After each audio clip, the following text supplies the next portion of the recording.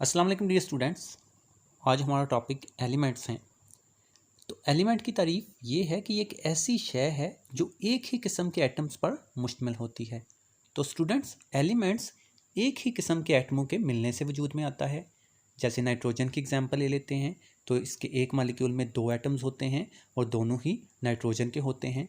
इसी तरह से ऑक्सीजन है O2, इसमें भी दो ऑक्सीजन के एटम हैं, यानी कि एक जैसे हैं ना। इसी तरह से नेक्स्ट ओजोन को देख लें, इसमें ऑक्सीजन के 3 हैं, सल्फ़र में सल्फ़र के 8 हैं। तो ये सब एलिमेंट्स के एग्जांपल्स हैं। कार्बन की एग्जांपल ही ले लें तो कार्बन जैसे कोयला है, ये कार्बन के बना होता है। तो कार्बन में सारे एटम्स कार्बन के ही होते हैं, यानी कि कार्बन के अलावा और कोई एटम नहीं है, तो कार्बन भी एलिमेंट होगा। इसी तरह से आयरन है, लोहा, इसमें भी सारे एटम्स आयरन के होते हैं। कॉपर है, इसमें भी सारे एटम्स कॉपर के हैं। तो ये सब एलिमेंट्स की एग्जांपल्स हैं।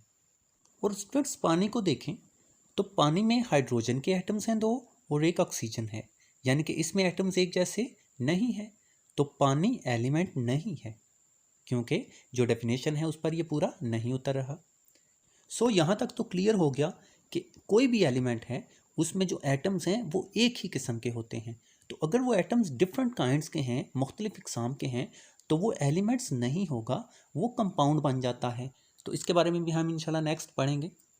अच्छा, नेक्स्ट, ये जो एटम्स एक जैसे होते हैं इनका एटॉमिक नंबर भी यकसा होता है, इनका एटॉमिक नंबर भी सेम होता है। और स्टूडेंट्स याद रखिएगा, एटॉमिक नंबर किसी एटम के न्यूक्लियस में मौजूद प्रोटॉन्स की तादाद होती है। इसकी डेफिनेशन का लास्ट पार्ट रह गया है कि एलिमेंट्स को हम कीमियाई तरीक़ों से सादातर शय में तब्दील नहीं कर सकते, क्योंकि ये ऑलरेडी सादातर शय ही होती है। इससे ये फर्दर हम तोड़ नहीं सकते कीमियाई तरीक़ों से, ये सिंपलेस्ट फॉर्म होती है।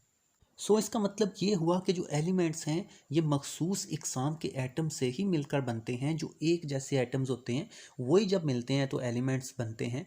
अब तक दरियाफ्त होने वाले एलिमेंट्स की तादाद 118 है, जिनमें से 92 कुदरती तौर पर पाए जाते हैं।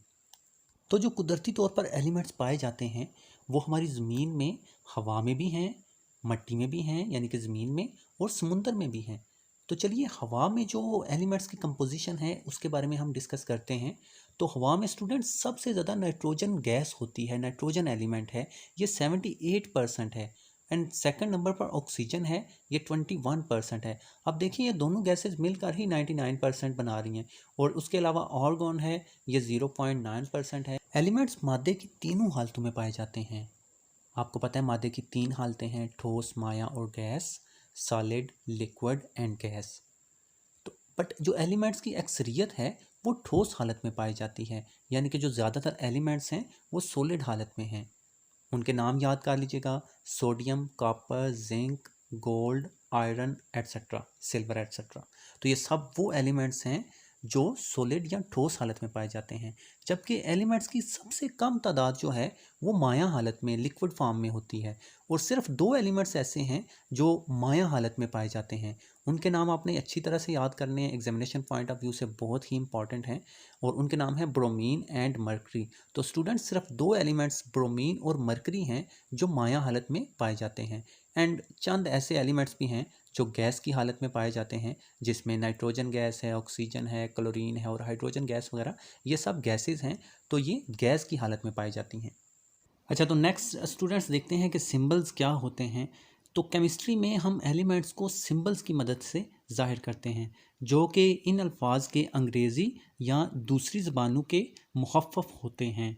तो स्टूडेंट्स, जैसा कि फॉर एग्ज़ाम्पल हाइड्रोजन के लिए हम H यूज़ करते हैं, नाइट्रोजन के लिए N यूज़ करते हैं।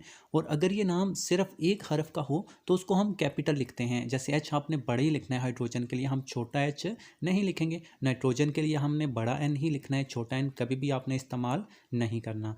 और अगर ये जो मुखफ़फ़ है ये 2 हरूफ पर मुश्तमिल हो तो फिर हमने जो पहला हरफ होता है, जो पहला स्पेलिंग होता है, वो तो कैपिटल ही लिखना है, बट जो दूसरा स्पेलिंग है वो हमने स्मॉल ही लिखना है। जैसे कैल्शियम के लिए CA, तो C आपने बड़ा लिखना है एंड A छोटा है। इसी तरह से मैग्नीशियम के लिए M आपने बड़ा लिखना है, G छोटा लिखना है। इसी तरह से क्लोरीन का Cl होता है एंड सोडियम का Na होता है। आज यहाँ पर स्टूडेंट्स देखें, बाकी सारे जो नाम हैं वो तो चलें इनके नामों से मिलते जुलते हैं। जैसे क्लोरीन का Cl है तो C जो है यहाँ क्या की आवाज़ दे रहा है, तो L जो है वो लाम की, तो क्लोरीन। एंड इसी तरह से सोडियम का Na क्यों आया है स्टूडेंट्स, ये आप कंफ्यूज ना होइएगा। तो ये मैं आपको बताता हूँ कि जो सोडियम को लातीनी ज़ुबान में नेट्रियम बोलते हैं, तो ये Na नेट्रियम का है, लातीनी ज़ुबान से हमने अखज़ किया हुआ है Na for natrium, natrium mean sodium. अच्छा, तो नेक्स्ट हम डिस्कस करते हैं कि सिंबल्स को इस्तेमाल करने का फ़ायदा क्या है। तो स्टूडेंट्स, सिंबल्स जो हैं ये हमारा काफ़ी ज़्यादा वक्त बचाते हैं। It saves a lot of time, काफ़ी ज़्यादा वक्त, क्योंकि हम पूरा वर्ड नहीं लिखते, हम जस्ट सिंबल लिख देते हैं तो वो एलिमेंट डिस्क्राइब हो जाता है। एंड सेकेंडली, जो केमिकल फार्मूलाज होते हैं वो भी हम सिंबल्स की मदद से ही लिखते हैं। जैसे वाटर है तो H2O, इसका ये केमिकल फार्मूला है। इसमें 2 एटम जो हैं वो हाइड्रोजन के होते हैं इसके एक मॉलिक्यूल में, और एक एटम ऑक्सीजन का होता है। इसी तरह से सोडियम क्लोराइड है NaCl, कैल्शियम कार्बोनेट है CaCO3। तो ये सारे केमिकल फार्मूलाज हमने सिंबल्स की मदद से ही लिखे। अच्छा, नेक्स्ट हम स्टूडेंट्स एलिमेंट्स की एक और खासियत है जिसको हम वैलेंसी बोलते हैं, उसकी वजाहत करते हैं। तो स्टूडेंट्स, वैलेंसी किसी एलिमेंट के एटम्स की दूसरे एटमों के साथ मिलने की इस्तात को बोलते हैं, ठीक है। तो वैलेंसी दरअसल हमें ये बताएगी कि ये एटम किस एटम के साथ रिएक्ट करेगा। तो वैलेंसी का जो इन्हिसार है वो किसी एटम के सबसे बैरूनी शेल में जो इलेक्ट्रॉन्स होते हैं उनकी तादाद पर डिपेंड करती है।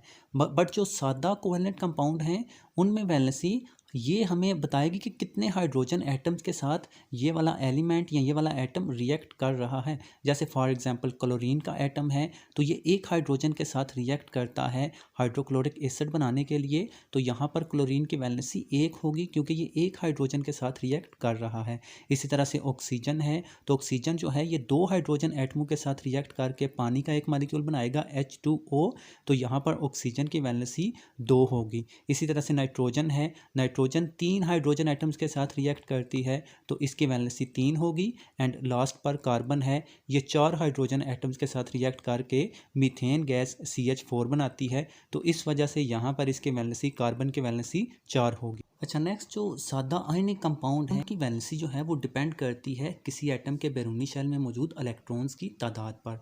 तो स्टूडेंट्स याद रखिएगा कि अगर किसी एटम के सबसे आखिरी शेल में, सबसे आखिरी ऑर्बिट में इलेक्ट्रॉन्स की तादाद 1, 2 या 3 है, यानी कि 4 से कम इलेक्ट्रॉन्स हैं, तो वो इलेक्ट्रॉन्स खारिज कर देते हैं अपने बैरूनी शेल में 8 इलेक्ट्रॉन्स मुकम्मल करने के लिए, यानी कि ऑक्टेट मुकम्मल करने के लिए। तो स्टूडेंट्स, ऑक्टेट का मतलब है बैरूनी शेल में 8 इलेक्ट्रॉन्स को मुकम्मल करना।